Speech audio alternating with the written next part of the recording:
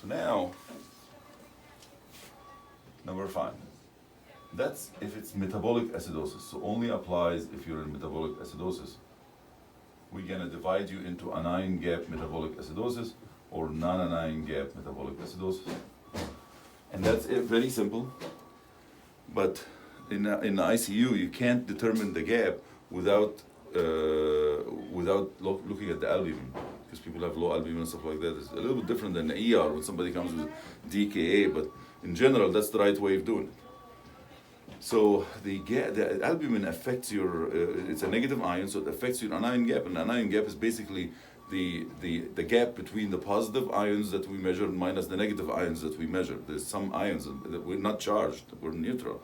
So there's some ions that we don't know, negative, that are flowing around in the blood, like lactate and phosphate and sulfate and all of these things, and we don't count them, and that's why we call them the anion gap. We know its number, so if this gap rises, then we know there's more of those negative ions, we have to look for the source.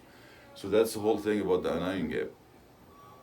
Some acidosis, metabolic acidosis, are happen by accumulation of a new acid, so you have a lot of those gap, things flowing around in the blood, and some metabolic acidosis happen by just losing the bicarb, so that there's no accumulation of anything, it's just you're losing bicarb. So anyway, the way to do it, there's a formula in the book. We're not going to remember the formula. We're going to try to simplify it, but it's exactly the same number. I didn't change anything. You unravel it. So instead of remembering a formula, you remember one number, and the number is 2.5. Can you remember 2.5? You multiply the albumin times 2.5. That will give you the expected gap for this patient, right? The expected gap. So it's not everybody has to have a gap of 12 to 14. No, move away from that way of thinking.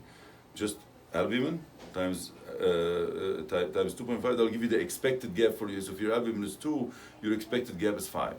And if you have a gap of 8, that's a anion gap metabolic acidosis. If you decide to do it with the formula and stabilize the expected gap at 12 and change the measured gap based on the albumin, you're gonna go through the formula, brackets and all of these things, and then come up at the end with the same result, right? But easy to remember it this way, right? Next is if it's anion gap metabolic acidosis, and only if it's that. I see people do it for alkalosis, there's no need to.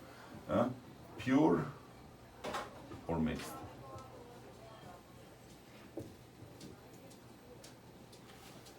And that's where we do the delta. That's the last step, right? So let's talk about that. So basically, we have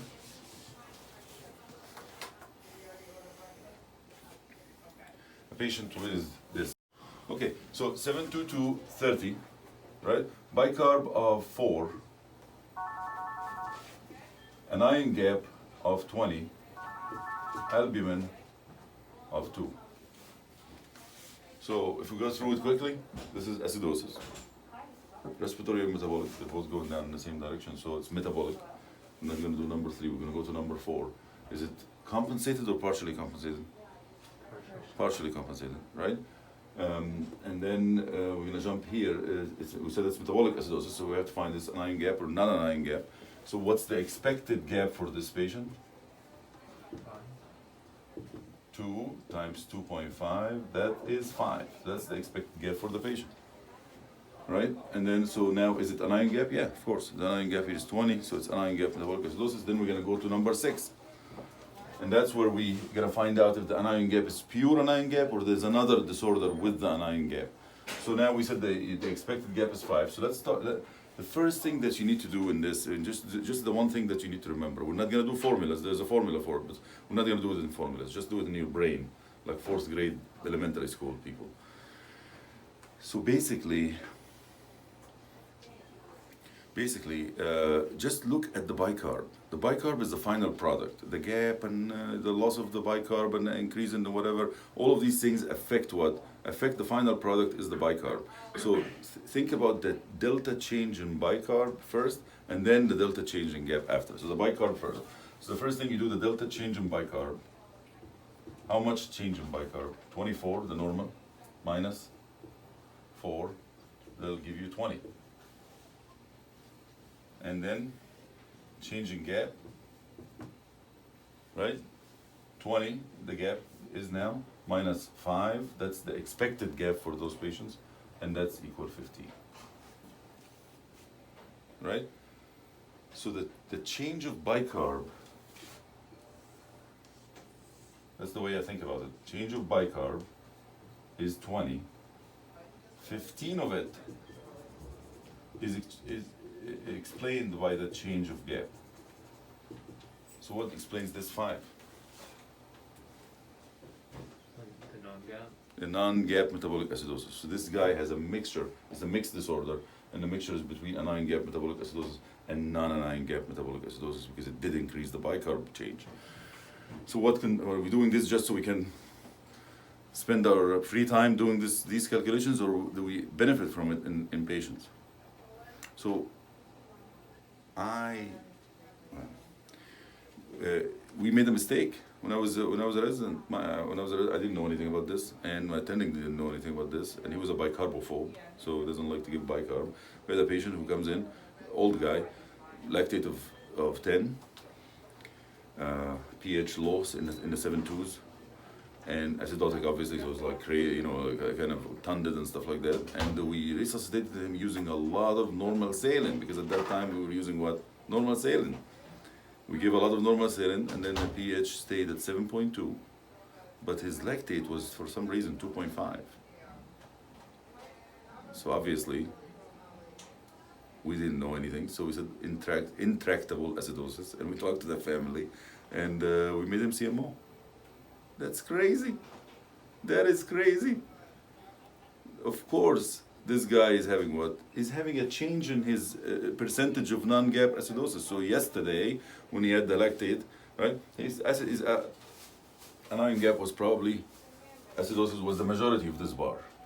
And then today, after we resuscitated him, give him so much normal saline that he developed a non-gap metabolic acidosis, and now this gap acidosis is only a small percentage, and the majority is non-gap acidosis, which is non-aminous, and just give him bicarb. It'll be fine, right? The kidney, although we always say the rules of being on call, right? Eat when you can, sleep when you can, and don't mess with the pancreas, and understand that the kidney is smarter than you. I call the kidney is like a wife or a girlfriend. You look at her the wrong way, it fails. It fails forever. It's stored in a hard drive. Anyway, so the point here is that the kidney, although it's very smart, is actually stupid when it comes to bicarb and chloride. If you give so much chloride, the kidney confuses that with bicarb and start losing bicarb. Right? So that's why when you give normal saline, it was 154 milliequivalent chloride. The normal chloride is 110, right? So you're giving all of that chloride, your kidney is losing bicarb and becoming acidotic. That's why. So that's one situation where this happened. What else? What another situation that we have this mixture? Just like RTA type stuff? Yeah, RTA or even acute kidney failure in the ICU. These people, you live with them all this time. You notice that if you want to catch the renal failure before it happens, you see that the bicarb goes down. That's before the creatinine and BUN goes up. Bicarb goes down, you started to lose bicarb. Why? Nobody pays attention. I see some people even reading the whole chemistry without even reading the bicarb. It's not important. But anyway, the bicarb goes down, and then the kidney. So most kidney failures in the ICU acutely present as non-gap acidosis and then become gap acidosis and mixture together. After the BUN rises. So that's that. What else? Another condition? Diarrhea. You have diarrhea, you just lose a lot of bicarb, and then you have more diarrhea, and you're not eating and drinking and blah, blah, blah. Then you start the BUN rises and lactate rises and then become a mixture. Okay, so I'm going to change one number. I'm going to change this number only. So same thing, same gas, everything, and same diagnosis, but the bicarb is 20. Right? So the change of bicarb now is what? Is 4. 24 minus 20, that equal 4. So the difference that's going to make is huge, is that because this is the change of bicarb of 4, but the change of gap is 15, so the gap went all the way to here, okay? But something brought it back and settled at 4. So change of gap went all the way to 15, something brought it back, and the final product is 4. So that means what? Current metabolic alkalosis. Yes. So this guy, anion gap metabolic acidosis with metabolic alkalosis, right? What conditions give us that? Vomiting. Vomiting. Somebody vomits, loses hydrochloric acid, alkalosis, and then vomits more and not eating, and BUN and creatinine, BUN and lactate goes up. What else? Dehydration stuff. Dehydration, but I've never, yeah, it can reach that level, at least acutely, but very briefly, because quickly we'll switch to acidosis. You can have contraction alkalosis, but quickly we'll switch to metabolic acidosis right away. What else? Milk alkali syndrome or something. Well, but what is the acidosis going to come from? That's alkalosis only.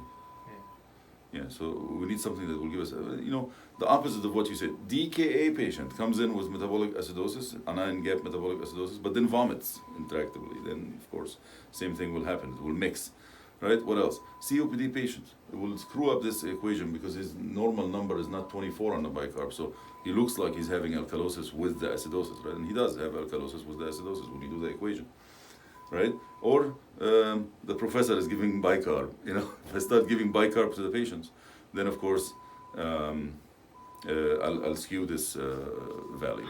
Okay. All right. Well, that brings me to, if I send a gas on one of you guys